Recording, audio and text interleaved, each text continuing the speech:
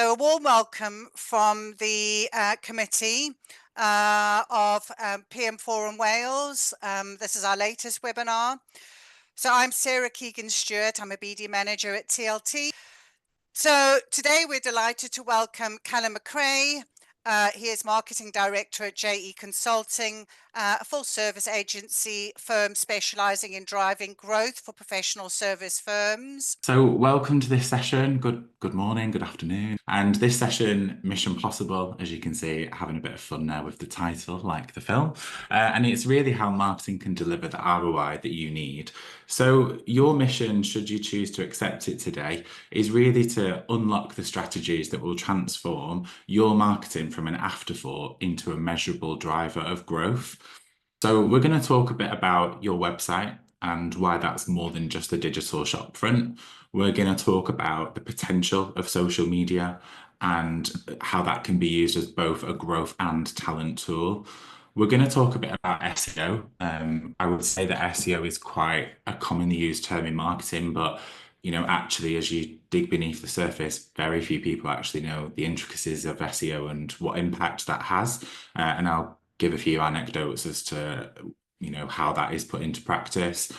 I'm going to talk a bit about brands and how creating a strong, cohesive brand is incredibly important. And obviously then, last but not least, content and thought leadership and how you can elevate the client experience for all of those things. And by the end of this session, hopefully you'll understand why each of these areas plays a pivotal part in your marketing strategy. And hopefully you'll get a few practical takeaways for each of them just to start improving. So the reality is, with your website, 65% of people looking for a job, they would go to your company's website, and 67% would visit career pages.